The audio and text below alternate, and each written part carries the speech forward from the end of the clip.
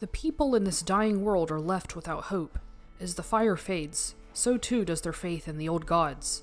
Few even remember their names, myself included, but yet, as I am brought to life once more in the cemetery of ash, I feel vague memories about who I was before slowly returning to me, and the faith I once had, though I don't remember exactly what it was, has left a permanent mark on my being and continues to influence my goals as an unkindled one. It is with this murky memory that I set off on a mission, to further affirm my own faith and restore faith to the denizens of this lost world. As a true cleric, there are certain rules we must live by. First, we must prove our faith in the gods by divesting ourselves of our estus flasks and using faith alone to heal ourselves. Ashen estus flasks are allowed, however, as well as hidden blessings and any other FP recovering item. Naturally, divine blessings are also allowed since they are very sacred to a cleric, but that which is sacred is also rare, so we must use them wisely because we won't get many. Second, we may only use miracles to do damage to enemies, with an exception for the brief part of the game where miracles aren't available, in which we must use our talisman or another weak weapon to attack. If offensive miracles aren't available but NPC summons are, we may use summons to defeat a boss for us. However, if we summon, we are no longer allowed to participate in the fight and instead must play support. At the most, we can hit a boss with our talisman to draw aggro, but nothing more than that. Third, we may not use any blasphemous items or spells. This means no dark miracles are allowed. Only traditional Way of White miracles can be used. For example, we may use any lightning-based miracle or Wrath of the Gods, but we may not use Deep Protection as a buff, nor can we use Gnaw for its bleed buildup, as both of those originate from the deep. Basically, if we can give it to Carla, we can't use it. On top of not using dark miracles, we also can't use any non-miracles in general, even if they are just buffs, which means we can't use Power Within because it's a pyromancy. For rings and other equipment, I won't be too strict, but I'll try my best to choose ones that I think are lore accurate for a cleric. For the most part, I want to avoid using equipment that doesn't come from the church, excluding the Cathedral of the Deep. This also means that starting Yol's quest is forbidden, so we won't be getting those free levels this time around. Fourth, we may not kill any NPCs, even if they wronged us. Our principles force us to forgive them. Of course, we are allowed to defend ourselves if we are attacked, but the killing of an innocent is never allowed under any circumstances. Lastly, I won't be using Tears of Denial because I want to give myself more of a challenge. Despite the fact that this is a cleric run, I'm going to choose the Herald class instead of the cleric class because I like the starting equipment and stats better. The cleric has too many points into luck for my liking.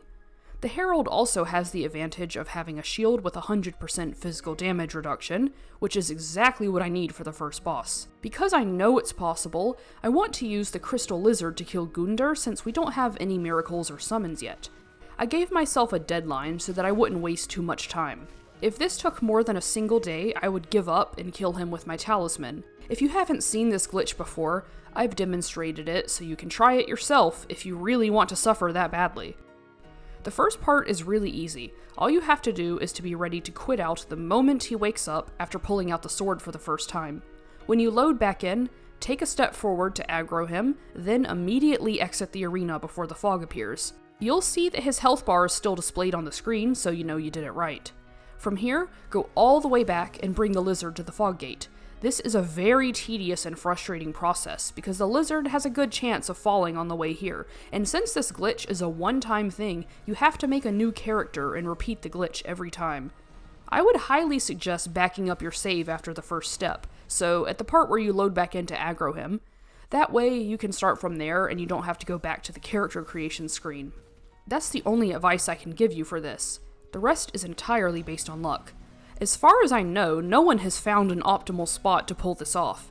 You just have to hope and pray that the lizard chooses the right moves and you don't die in the process. Keeping yourself and the lizard alive is the trickiest part. If you try to go back and heal yourself, you risk deactivating the lizard's AI, which means it's just going to get killed by Gundyr at that point and you should just reset.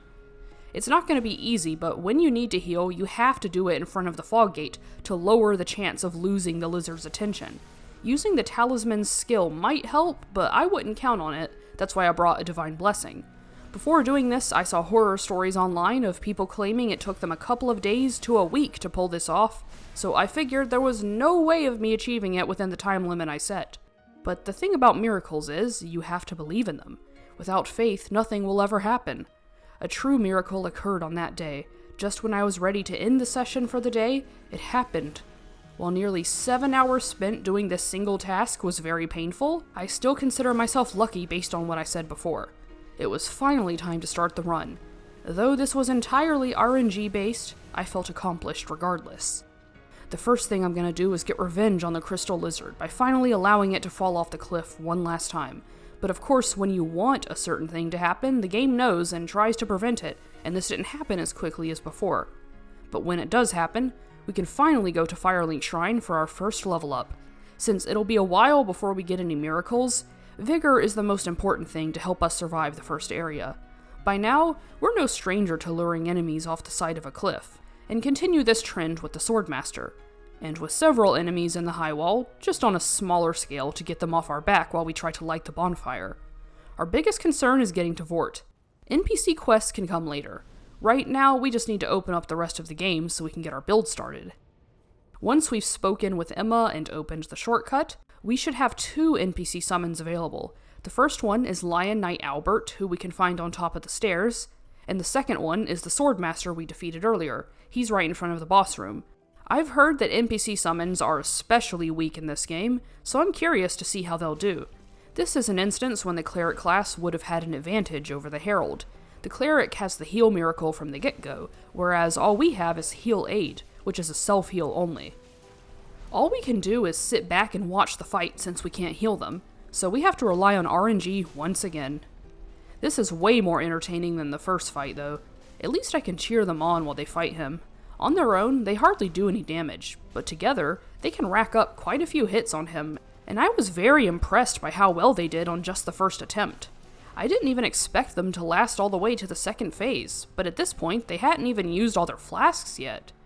I honestly thought they would be able to do it, but they had a bit of bad luck towards the end, and once Albert was vanquished, it all went downhill. I desperately tried to redirect Vort's attention to me by slapping him with my talisman, but he was so low on health that I actually had to be careful not to kill him on my own.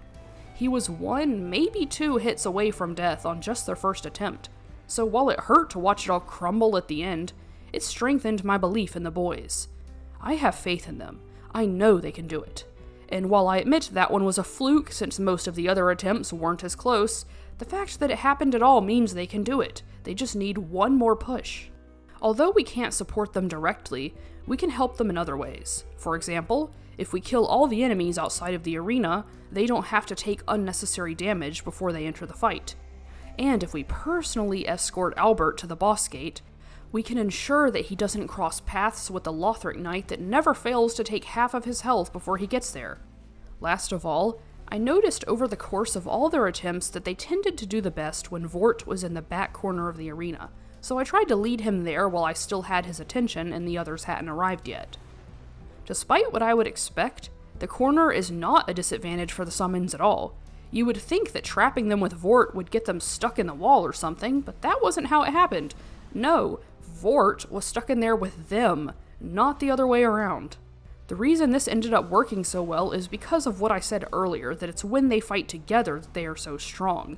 Vort ends up getting too overwhelmed to focus on just one, so it reduces the chances that one of them has to take all the hits on their own. And, if we can keep them here, Vort's movement is severely limited, so he doesn't have the option of zooming across the stage and using more of his long-range moves. The 3 of us had somehow managed to stay put up until phase 2. From here, I watched anxiously as Vort started his ice breath, knowing that this is often a 2-in-1 killer. But with the Swordmaster making his way behind Vort, and Albert only taking a moderate hit as he traded with his great axe, suddenly it was anyone's fight. To my surprise, Albert still had another flask, so he had a chance of surviving the fight after all. I figured that the Swordmaster would be a necessary sacrifice for his victory, but there was still another miracle in store. Not a single one of the other attempts where they got this close had both of them been alive to see it, but at the very end, Albert moved back in to distract Vort so the Swordmaster could get the kill. They actually did it. I had faith in them all along. They didn't believe in us. Gwyn did. Now we can start making our way down the road of sacrifices as we search for our first miracle. Since I was still embered, I got invaded by an NPC along the way, but you know how that goes. In the first section where we find the two dogs, there's a conveniently placed cliff, so we should be able to block them in and trick them into falling off. I didn't know that this variant of dog has a grab. It's weird that this enemy you encounter only once in the entire game has so many attacks. I made sure to not get caught in that again. Thankfully, the dogs move so erratically that they practically lead themselves off the cliff, and we can pick up our first Divine Tome as well as Morn's Ring. As I did this, I was using a different mouse than usual that has a double-clicking problem, so when I clicked the footage to unpause my recording, it ended up clicking twice and pausing it. I didn't notice. Thankfully, all you really missed was me going up the lift behind the old wolf of Farron and continuing up the bridge section until I picked up Lightning Spear. And I got a few levels as well, which you can see from my stats on the right. We can start going back and doing some NPC quest stuff now that that's taken care of. By now, we have enough health to survive the fall to free Arena without a key. Before doing that, we can pick up the Saint's Talisman from the rat-filled room, then we'll come back around and open the shortcut. Once we get back to Firelink, I decide to use the tree skip to trade some things with the bird. I got a few pieces of the iron set by doing this, which I think suit a cleric very well. Of course, we'll also pick up the covetous silver serpent ring. As Patches will tell you, we all know clerics have a few dirty secrets. After this, we can return to the High Wall to free Grey Rat. He sells divine blessings eventually, so he could be useful. As I grind out those last few levels for Lightning Spear, we can get Sigvard to slay the demon for us. He's much easier to keep alive than his predecessor. In between my level grinding, I also buy a few things from Arena, most notably the Saint's Ring for an extra attunement slot. And now to continue our farming. At first, I was using a crystal lizard to once again kill enemies for me, but this was too inefficient. So I started using force to knock various things off of cliffs and sell any weapons I pick up on the way until I could finally reach 20 faith and equip Lightning Spear. Curse-Rotted Greatwood has the honor of being the first boss we get to fight on our own in this run.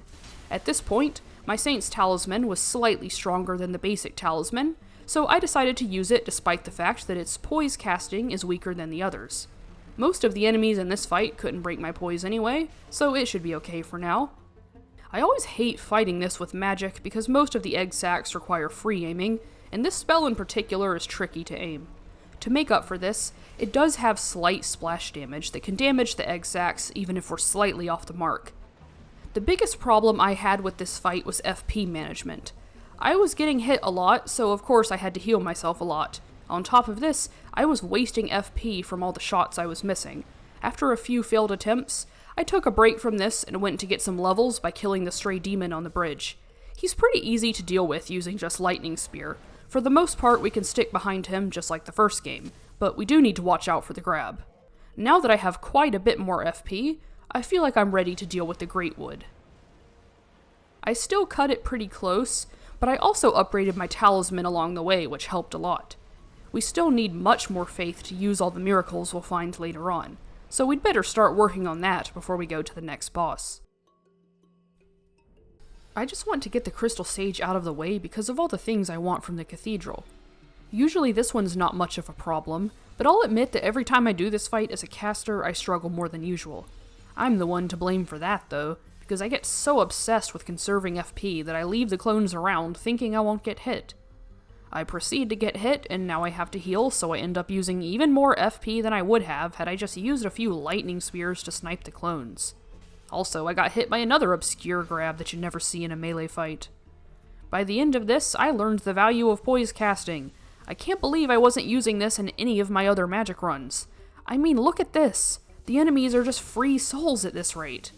Anyways, now that we're here, we're going to pick up something else I've been missing out on for a while, and that is the Saint Tree Bellvine. Apparently, all you need to do is hold it to get the casting speed buff, and you don't have to waste a ring slot either, so this is something we'll be keeping in our offhand for the entire game. I always jump straight into the Giant's Pit first to get our first couple of large Titanite shards. Alright, I know that looked like I fell for a noob trap on my 1000th playthrough, but trust me, I'm an expert. I know what I'm doing. Therefore, I would never be fooled by the likes of you, Patches. I refuse to cross the bridge until I've reached Rosaria and can cross from the other side. This means Patches is gone for now, but that's okay. We're not in a rush to do Siegvard's quest. We'll take a brief intermission to spend our souls. First, we'll upgrade our talisman, then put a few points into faith before we wrap up the level.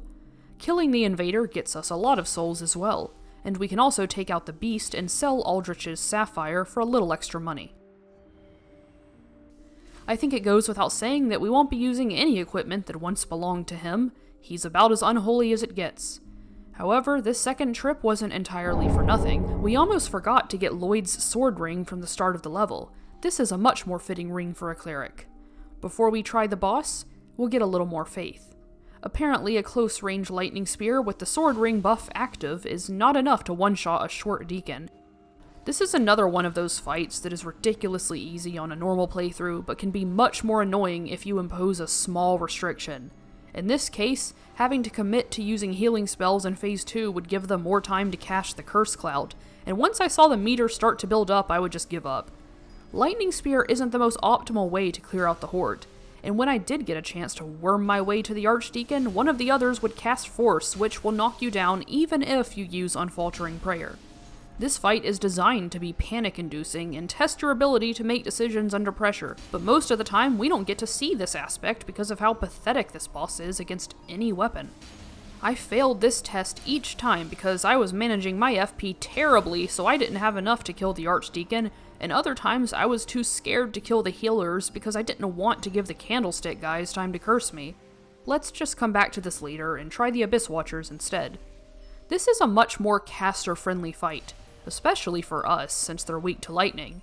It also helps that I actually enjoy this fight. The Deacons, on the other hand, feel more like a chore.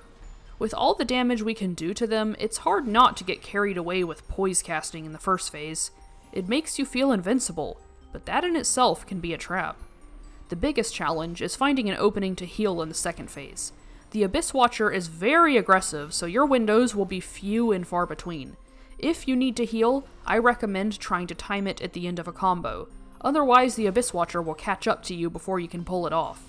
Poise casting is always an option, but if the hit is going to be a fatal one anyway, it doesn't do much good. So, just don't get hit, I guess. We'll be okay. We just need to be a bit more careful is all. One thing that can help is to cast Replenishment at the end of the first phase, so you can have a grace period where you don't need to heal. We can use this time to get more aggressive and even go for some close range hits. The Abyss Watcher will stagger really easily, so we'll have extra time to let our stamina regenerate or go for another cast. I also started bringing Heal Aid along since that one is much faster. Sometimes it can be worth it to heal for less if it means you have time to roll out of the way afterwards. I decided not to go for any heals at all and instead focus on finding openings to end the fight as quickly as possible. If I capitalize on all my openings, we should be able to kill them much faster than they can kill us. After this, we're going to push our faith to 30 so we can do more damage to the Deacons. Attunement also would have been helpful, but I figured the extra damage would balance it out. We can finally one-shot those pesky Deacons in the first phase, which will save us a lot of FP in the long run. I did get some large Titanite shards from the Catacombs off camera, so my talisman was at +4 now. I was feeling pretty confident about this, so this time I said screw it and went ham on Royce. I had plenty of ashen estus to spare, so this time I was determined to pass the DPS check. I couldn't stop him from being healed, but it's okay. I needed to heal myself, and surely I could get away with just one before they try to curse me. They probably would have killed me had the big one not used force and knocked me out of their mosh pit. By going around to the other side, I managed to separate them as they crowded around the corner, in a similar fashion to the hoplites of Demon Souls, which left Royce exposed and gave me a golden opportunity to finish the fight. Now that this is finally over, I think maybe we should get some more FP after all. At this point in the game, we need to start looking for more options so we aren't stuck with just Lightning Spear. We'll start in the Painted World. First, I need a little more stamina so I'm better prepared to run for my life and pick up the Way of White Corona. Now we have a physical damage option for dealing with things that resist lightning. For some reason, I couldn't resist the urge to challenge Sister Friede early. It's not that I don't think it's doable, but our miracles are going to need to be a lot stronger to make it through 3 phases of this. We'll go back to the Catacombs and challenge Wolnir instead. We might as well get another gimmick fight over with. I got some bad RNG this time with the summoning and then got stuck in the fog, but it's okay, because I realized that I had forgotten about Henri's quest. It seems like the right thing to do as a cleric, even if I don't need any of the rewards. I want to get a few things done in the Smoldering Lake. First, we'll kill the sandworm, or rather, the ballista will kill the sandworm while we take a short nap. I could level Faith and use Lightning Stake right away, but I still feel like we could use some more vigor. We'll level it until we have at least 1,000 hit points. We can use the Old Demon King to test out our new miracle. It's a really good spell if you use it for larger enemies like him. As you can see, it's very FP efficient and can hit him multiple times, since it will always return to the caster before dissipating, provided it doesn't hit the floor. You can also cast a few of these at a time, so if you want to go crazy with this spell, this is probably the best fight to do so. In his final act of desperation, he will attempt to ignite the chaos within himself one last time, but it fails, only serving as the final catalyst for the inevitable extinguishment of the flames. I can't help but feel like this is some sort of bad omen, but despite this creeping feeling, my faith has not wavered, and still I carry on with my duty. Once I've spoken with Henri, I can progress her quest, then fight Wolnir with no regrets. I didn't get the best RNG this time either, but I pushed through it and stayed patient. You have a lot more time than you think before he crawls all the way up. After getting more faith, we can go to Irithyll and continue Cirrus's questline. As a cleric, we must lend others our aid whenever we can. Let's also clear the way for later so we don't have to deal with this thing when we want to do Sigvard's quest. I forgot about the Pale Shade. I guess I did kill the Pilgrim. All this pointing down is not proper behavior for a cleric, but I'm only human. Even a holy man makes mistakes. It wasn't easy getting to the shortcut. I had a terrible time with the frost dogs, probably as punishment for my prior behavior, but that just means it's a test to see if we are truly dedicated to our mission. Before fighting Pontiff Sullivan, we need to find Patches and get the Katarina set from him. We'll use the souls we got from clearing the level to buy the tower key, use the silver cat ring Cirrus gave us to jump down safely, then our boy will finally be free from the well and we can go back to Irithyll. Oh, and we can't forget to pick up the Ring of the Sun's Firstborn. No cleric should be without it. Alright, that takes care of one thing, and we get another miracle for our troubles. It took a moment to adjust to Sullivan again, but then I remembered, I'm a caster. Why am I trying to fight him like I'm doing a melee build? With all the ashen estus we have, I doubt FP will be a problem, which means we shouldn't be worried about getting extra damage from our lightning spears.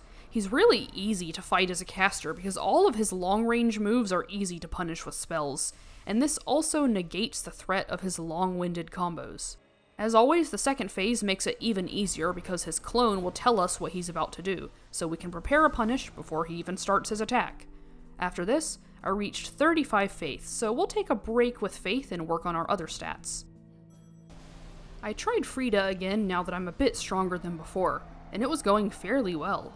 I at least made it past the second phase. 2 flasks is already cutting it close for Black Flame Friede, but then I accidentally double chugged, so I had to forfeit. Oh well. At least we got a Titanite slab. We can take our revenge on the archers by using Force to knock them off the ledge this time. And once we've made it through the level, we'll finish Henri's quest and help her defeat Aldrich in her own world. Her damage isn't very high, but she was still holding her own, despite the fact that she doesn't seem to know how to dodge and let Aldrich get free health from her. This lets us level up a few more times before we have to go back out and defeat our own Aldrich. He's very straightforward for casters since we can lock onto his head, which guarantees we'll always hit his weak spot. Multi-hit spells like Lightning Stake work really well here. Any boss that has several attackable body parts is going to get caught by all 3 hits. Phase 2 is a lot easier since we don't have to worry about stepping in the fire. We can shoot a few lightning spears and that'll be the end of him. On our way out, we'll pick up the Sun Princess ring, then we'll return to Firelink to continue leveling our attunement. Cirrus calls upon our help once more to defeat Hodrick. After doing so, we will accept her knightly vow so that she may one day return the favor. Before that, we have our own duties to focus on. This time, we're determined to defeat Sister Friede now that we have a better setup. Lightning Spear will suffice for the first phase. We can use it to quickly punish her after a combo, and when she goes invisible, we can use Lightning Stake for bigger damage. Phase 2 will be a lot easier when we take advantage of Way of White Corona. As we've established, this works especially well against large enemies. What's even better is that Father Ariundel is constantly following us, meaning he will always be in its path when it's ready to return to us. This will leave us with plenty of FP to handle Black Flame Friede, even if we have to use some to heal in between phases. I've also decided to swap out the Sword Ring for the Sun Princess Ring. I don't think the extra damage is necessary, and I'd rather have some extra security while I wait for openings. This fight is not one that should be rushed, at least not as a caster. Since she can dodge Lightning Spear and moves too quickly for the Corona to be effective, we want to use the same strategy as the first phase and only attack when we're punishing. She has plenty of combos where she pauses between hits so we can sneak in a Lightning Spear. Her opening move is also a good chance to use Lightning Stake or Lightning Spear. I typically didn't go for the close range Lightning Spear because sometimes I got clipped by her fire, so I just wanted to play it safe. Besides, we'll have another chance to use Lightning Stake when she goes invisible again in this phase. The last hit is always the most agonizing to pull off. We don't want to be too greedy, but we also don't want to hesitate too much or we'll get caught off guard. With the proper setup, she wasn't too difficult, but not necessarily a pushover either. I think we challenged her at just the right point in the game to strike that balance. After we beat her, we can use her soul to make the Rose of Ariundel, which has a special weapon art that buffs our miracles. We'll need 12 decks to use it. Conveniently, the Herald starts with 11, so we only need to level it once. Surely if we can beat Friede, we can beat the Greatwolf for some easy souls, or so I thought. No, we can't. This is way worse than Friede. I think we'd be better off sticking to the main path and going to the profaned capital to defeat Yhorm. This means we can finally get Wrath of the Gods, the pinnacle of every cleric's career, and I think that will help us a lot the next time we decide to try the Wolf Squad again. We're going to let Sigvard fight Yhorm on his own. This is personal for him, and we are merely guiding him towards his fate. I don't think our healing is working on him since he's not a summon, so this fight is entirely up to him. That being said, I'm very committed to my role, so I continued to use healing spells whenever I got a chance just for moral support. This seemed like it was going to be very easy for him, but I have no way of seeing how much damage he's taken. As it turned out, he was barely hanging on and dropped dead just seconds before fulfilling his duty, leaving me on a doomed mission with nothing but a piece of cloth to attack with. We didn't beat Friede early to not take advantage of the late game items we can get from the Dreg Heap. Here we can collect Titanite chunks as well as a couple of other useful items. I also went back to Yhorm's arena to get my souls back so I could spend those on some levels. From here, I finished clearing the Dreg Heap to pick up any upgrade materials I missed earlier, then got an extra level before fighting Yhorm again. Let's not forget to do our buff routine either. This buff lasts a very long time, so we don't have to worry about taking some time to heal after performing it. For Yhorm, all we need to do is aim for the head and he'll be staggered, opening him up for a few lightning stakes. Once we get him low enough, we can hit any part of the body we want, and the damage will be enough to kill him. We're not going to speak with Emma just yet. First, we need to replenish our resources and claim the levels we earned from Yhorm. Dancer tends to be simpler for casters. We don't need to worry much about the first phase, and can use our close range spells if we want, but for the second phase, it's better to keep a distance and throw lightning spears at her from the other side of the room. Then, when we're ready, we can finish her off with a lightning stake for some easy levels. I put those levels into endurance, and after I'd already done that, I saw that we'll need 45 faith to use Soothing Sunlight, so that'll be something for us to work towards. Now for the next boss in the castle, Oceiros. As we all know, he is very weak to lightning, so this shouldn't be difficult either. But as we also all know, sometimes this fight can be unpredictable due to how chaotic his moveset is in Phase 2. If you lose track of him, it can be hard to come back from. To combat this, try to outspam him and cast as many spells as you can as he transitions to the second phase, so you can stagger him and put an end to him before he begins. I guess I forgot about my faith goal because I was still putting all my points into endurance, but that's okay. Soothing Sunlight is overkill for solo clerics in my opinion, so we can wait until we play support again to worry about it.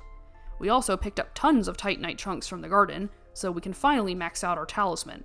Wrath of the Gods should take care of our problems with the Grave Tender. We can poise cast until all the wolves are dead, heal if needed, then chain cast while the NPC is knocked down until he's dead. The Greatwolf itself will still require a brain to beat, however. It seems to share a lot of its moves with Vort, yet I still kept getting fooled by its charge attack. Initially, I was going to fight it at its full power, but I don't think it would hurt to fight it in the open field, so we can get some practice with its moveset without having to go through the first part again. After facing it a couple of times in the painted world, I realized that I was hurting myself by trying to hide behind the pillars all the time. I was willingly blinding myself and wondering why I couldn't react to anything it was doing.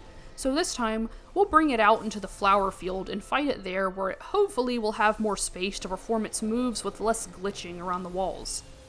Phase 2 isn't much different from Phase 1. I think it gets like 1 or 2 more moves. One of them is another copy of Vort's moveset, the Ice Breath, which also happens to be one of his easiest moves to punish, and when we can actually see it coming, it's not that hard to dodge after all. Last time I didn't use poise casting at all because of the nature of the run, but now that FP is no longer a problem, I can use it all I want against Champion Gundyr. At first, I didn't get all the hype with poise casting, but now that I've tried it and defeated Champion Gundyr in 20 seconds, I see what you guys were talking about.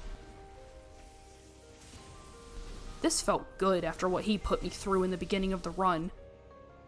Returning to the main part of the castle, we'll find the final divine tome that we need to give Irina. Once she has it, all we need to do is buy out her stock to finish her quest, and after reloading the area, she'll be waiting for us in the Firekeeper's grave, where she can now level us up. It's not very practical to go all the way out here to level, but it's one of the most interesting quests in my opinion. Alright, let's head deeper into the castle, shall we? We haven't even slain the Dragonslayer Armour yet, and this one will be a welcome change of pace from the past couple of bosses that were demolished with lightning. Clearly, lightning will do no good against a fellow lightning wielder, so we're going to need to use our physical miracles again. That is not what I meant to do. But as you can see, Wrath of the Gods is a great source of damage, but it's not easy to cast this without getting punished. Poise casting might work sometimes, but the Dragonslayer Armour hits very hard, so we likely won't survive if we try to tank our way through this fight. We'll have to pick our openings carefully, but even then, it'll be hard to pull this off without turning it into a trade. Way of White Corona didn't work that well in this fight because of the elevation. For instance, if we cast while he is still on the stairs and we are on the flat part of the bridge, the discus will stay at his initial elevation, so when he comes down the stairs, it'll be too high up to hit him again. I managed to cast a perfect Wrath of the Gods that just barely beat out his next attack. If I had cast it even half a second later, I would have died. Wrath of the Gods nullifies any mini-boss you'll ever encounter. The second Crystal Sage didn't even get a chance to warp to her final location. NPCs are the same story. When they're all in a group, it just makes your job easier. Even you, Albert? I can't believe this. After all we've been through. How could you? It doesn't matter. We don't need him anymore. Not when we have a loyal knight to fight by our side. Or rather, a knight who is willing to throw her life away in an unwinnable conflict just to protect us. You know the rules. I summon, I lose my fighting privileges. Since the twin princes are also weak to lightning, I figured it would be more fun to summon Cirrus one last time before she, so I can try out a proper support build, which I didn't get the chance to do with Yhorm. Obviously, this is impossible for her to do alone. I mean, the poor girl can hardly even scratch him in the first phase. But don't worry, we still have options. First, we need to get Sacred Oath by offering 10 Sunlight Medals to the Altar of Sunlight. Like I said last time, I am never doing this farm again. I farmed all 30 in the last video. I thought that 10 wouldn't be that bad, but I was wrong, so after a while I ended up spawning in the rest. In the meantime, the amount I did farm was enough to get quite a few levels. But I almost forgot, we need to level up our intelligence to at least 10 so Orbeck will talk to us. So let's do that real quick. Apparently, if we finish his quest, we can also summon him for the Twin Princes. All we have to do is give him every scroll in the game, buy every sorcery he has, and then his summon sign should appear outside the boss arena where the bridge is. It took me more time to find it than I'm willing to admit. Now that we have both of them to fight for us, the first phase is no longer an issue. Our biggest challenge is going to be keeping them alive during the second phase as they struggle to damage Lothric himself. We're going to be using a lot of our resources because of how many times they fail to kill Lothric when Lorien is down. The fight is absolutely possible for them in this current state of things, but it would be a lot easier if I manage my FP better and try to save my heals for when they really need it. Of course, you need to strike a balance between healing too much and not healing enough. The NPCs are not very tanky and can be killed in the blink of an eye if you hesitate to heal them when they take even a single hit. I kept an eye on both of them to keep track of how much estus or self-heals they had left, and once they ran out, I would start being more liberal with my healing. I also equipped the Priestess's Ring so I could use Soothing Sunlight because of how big the area of effect is. It's very expensive, but for healers, it's worth the extra cost. Orbeck has the potential to do devastating damage with Pestilent Mist, but he hardly ever uses it optimally. Instead, he prefers to stand in it and devastate himself. If he had just used it one more time, he could have won, but no, he decided to buff while the princes were very clearly charging up their sword in his face. However, instead of criticizing Orbeck and telling him what he could have done better, we should instead look within ourselves and question our own abilities as a lifeline which he and Cirrus depend on for salvation. Therefore, I will do all that I can to become a better healer for them, starting by defeating the other twin princes in the Dreadkeep, which guard our prize. The first phase is ridiculously easy with Way of White Corona. Just keep throwing these out at whoever you want to kill first, and its health bar should be shredded to bits in no time, and it only gets easier from there. Phase 2 took me a couple more tries, but once I calmed down a bit, I realized that the strategy I used for Phase 1 would transfer over to this phase as well.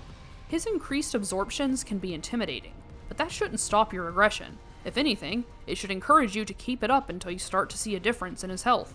I always kill the demon in pain first so he gets the laser. This is the best opening you'll get. As soon as he starts it, just go crazy with your offense. You have a lot more time to attack than you think you do. Other than that, sticking to the booty is more applicable here than most fights in DS3. You can sneak under him and hit him while he's stuck in a combo. Once he was low enough on health, I started taking risks and using Wrath of the Gods to close out the fight. Before we go to the Ringed City, we'll level up our faith. We don't have to go far, just far enough to speak with Shira and answer her question correctly so she'll give us the Sacred Chime of Filianor. This is the best chime for a healer because it increases the area of effect for all types of buffs, so Sacred Oath and Soothing Sunlight will both benefit from this chime. After we go through the rest of the level, we can level our faith to 45 so we don't have to use a ring slot on the Priestess's Ring anymore. Since we have an open ring slot, I went to the very end of the Ring City to pick up the Chloranthy Ring plus 3, getting a new miracle along the way as well. We're gonna make some changes to our buff routine this time. Firstly, I'm not going to use Sacred Oath as much as I was before. Both of them are so weak that it hardly makes a difference, so I'll only use it if I don't have enough FP to do anything else. With the new chime we're using, we also have the option to go for med heal with our remaining FP if they start to take a little damage, since the AoE is big enough to catch both of them now. Orbeck is surprisingly good at this when he has us to support him. On this attempt, he cast Pestilent Mist back to back and actually made sure the boss was standing in it this time. I'm not saying Cirrus is bad or anything, she just doesn't have the versatility that he does. Plus, her S-Stock isn't the best at hitting Lothric with its thrusting moveset, especially since she seems to be programmed to only lock onto Lorien, even when he's down. Orbeck, on the other hand, has a dagger with a slashing moveset, and a Fair and Flash sword, which is amazing against the twin princes. In the end, they work together to get it done, Cirrus killing Lorien one more time, so Orbeck could kill Lothric, and I couldn't have been more proud of them. If only everyone involved with me wasn't doomed to a terrible fate. For them, and for what's left of this world, I must carry out my sacred duty. Using the forgotten miracle we found at the edge of the Ringed City, we challenge the Soul of Cinder so we can return the flames to this barren land. Lightning Arrow has better range than Lightning Spear, and for a lower FP cost at that. It's a shame that it's locked behind 2 in-game bosses at the earliest, but at least we still have some bosses left to test it on. Unlike Lightning Spear, the damage is consistent at any range since it doesn't get a damage boost from hitting it point blank. Once the bow is drawn, the projectile itself will come out very quickly, which makes it easy to get carried away. It always seems like you have time for just one more arrow, but if the Soul of Cinder is running towards you with his sword in the air, you probably don't. For me, Phase 2 of this fight is way easier than Phase 1, probably because his moveset becomes smaller, and as a caster, we have several windows to attack him when he goes for his super combo. His attacks do cover a lot of ground in this phase, but only in return for most of them having slower startup and recovery times. This is one of the few boss fights that gives us enough time to use Soothing Sunlight and let our stamina replenish afterwards. With Lightning Arrow, we only need to maintain a moderate distance from him as he finishes his combo, then we wait for the right moment, and fire our final arrow. However, there is still work to be done before we link the fire. As I create the Sunlight Spear miracle from this collective soul, I start to recall an age of blinding sunlight. It's overwhelming, but perhaps this was the object of my faith? In that case, we will follow along with the tale told in this miracle and make our way to Archdragon Peak, where the last descendants of the dragons reside. Here, we can witness for ourselves how easily the Sunlight Spear pierces through a dragon's scales, let alone a wyvern. Since we have plenty of FP to spare, I want to use Sunlight Spear instead of Great Lightning Spear because, like Lightning Arrow, it's an in-game spell that we don't get to use very often. This spell completely demolishes the King of the Storm. Even if you have to wait for him to stop flying, you'll spend 15 seconds on this part at the most. The Nameless King is an entirely different story. Much like his father, he has extreme resistance to lightning, so most of our miracles will be useless against him. The first of our physical miracles to be used against him is the Way of White Corona. I already had a feeling this one wouldn't work well here.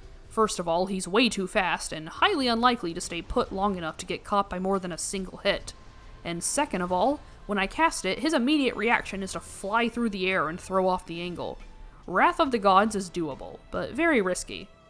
So I looked through all the miracles I had learned so far and found one that I had forgotten about up until now. The Humble Emit Force is the perfect middle ground between the Corona and Wrath of the Gods. It isn't as powerful as Wrath of the Gods, but is much faster and has decent range like the Corona. Unlike Wrath of the Gods, there are times where we have enough time to cast it twice in a row, and unlike the Corona, it is consistent against the Nameless King.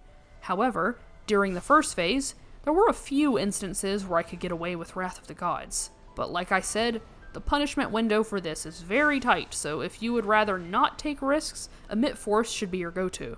Healing miracles can be hard to pull off during this fight, but what worked the best for me was to create distance while he's attacking, then sprint as far away from him as possible, always keeping him in your sights just in case. If you get far away enough, he should stay passive and give you plenty of time to heal.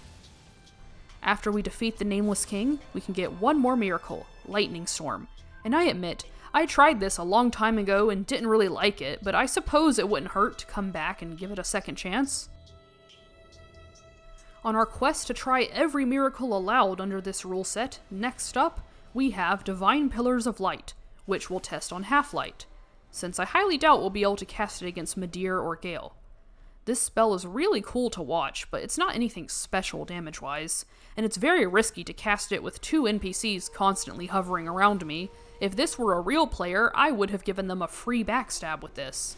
Wrath of the Gods is superior in every way if all you care about is damage, but if you're using this for the style points, I can respect that. Yeah, so as you can see, this spell is particularly effective when you stand in the middle of their attacks and cast it in their face. I decided to make him chase me around a pillar and cheese him out with Wrath of the Gods. I always joke about this fight being worse than Midir, but is it really a joke when I consistently died to this more times? Speaking of Midir, after I finished getting my levels, I switched back to my lightning-based miracles and set out to slay him as Shira requested. Aside from one stupid death to the overhead fire breath, I didn't have a single issue with him this time around. I guess that shouldn't really be a surprise. He is a dragon after all, and Sunlight Spear was made exclusively for dragon slaying. While not as FP efficient as Lightning Arrow, Midir is a type of boss where you will rarely get hit if you stay aware of his combos. Each one has a generous window to punish him, even with a slower spell, so I didn't have to use my FP on healing as much, and had plenty left over at the end of the fight. Since I was too scared to use it against Midir, I suppose Shira can be our test dummy for Lightning Storm. I quickly realized that description won't apply to her because she will not sit back and take it while you spam spells like the others do. As it turns out, Lightning Storm works well in this situation if we know when to use it. For one thing, we can cast it from behind cover and she will get caught in the lightning spread. Even if she tries to roll through it, she won't be able to avoid it. Of course, when going for a hit up close, we need to be careful because if she also attacks, she can tank through our cast with her crucifix. In the end, I went with a different strategy, which was to have a standoff with our lightning arrows. For the final battle with Gale, we'll test a few lightning spells and see what works best. Honestly, I don't think Lightning Storm is really that bad now that I've used it more. It's just a situational spell that's hard to justify using 2 slots on. I think it's decent against Gale in the first phase since it travels so far. He's bound to get caught by it a couple of times, which can help overcome his elemental resistances. Although, if we're gonna spend that much FP just to do that, we might as well use our physical options like Emit Force. Overall, it might be pointless to use Lightning Storm here, but it's still fun, so I stuck with it. The second phase is going to require a different strategy though. It's just too difficult to cast this without getting punished. Healing is already starting to become harder to do. Even quick healing spells will trigger a response from him. That, and he can teleport behind us. Silly me, I forgot all about that. Hey, but at least him teleporting can help us sometimes. This would have been a whiff, but he teleported just in time to get caught in the AoE. Sunlight Spear is our safest option for lightning spells that still does respectable damage. Lightning Spear is good for chip damage, but it won't be enough to kill him even at around 10% of his health. I think it would be cooler to finish him with Lightning Storm. It even fits in with the atmosphere of the arena. This marks the end of our journey, and now we must return to fulfill our sacred mission. Even after traversing through the sands of time, our unwavering faith could not cause a miracle for the embers. Well, maybe that is a lie. My faith had indeed wavered like the flame itself. The sun, which I was made to worship long ago, had burned me to ashes. Being a cleric, I feel guilty, but at the end of the world, I can no longer deny my desire for a deep dark. Perhaps this secret wish is something shared by all men, now that I have finally confronted the origin of my own existence. As I watched the weak embers dance across the fire, I felt relief that I wouldn't have to be subjected to that blinding sunlight again, despite the supposed duty I had to link the flame. The flame died long ago. We can do nothing to return to the way things once were. We can only pray that our efforts have not been in vain, and that the miracles we provided at the end of the world will grant hope to the next stage, if there will be one at all. Thanks for watching the video. This was a fun theme that I think brings out the RPG aspect of these games. Sticking to a classic archetype like a cleric or healer makes it even more fun to build your character. It was fun for me because I've never really used miracles to their full potential before now, especially not the lightning-based ones. If you liked this video, feel free to check out my channel for more Dark Souls 3 videos, or if you prefer the other games in the series, I make videos about those too. Until next time.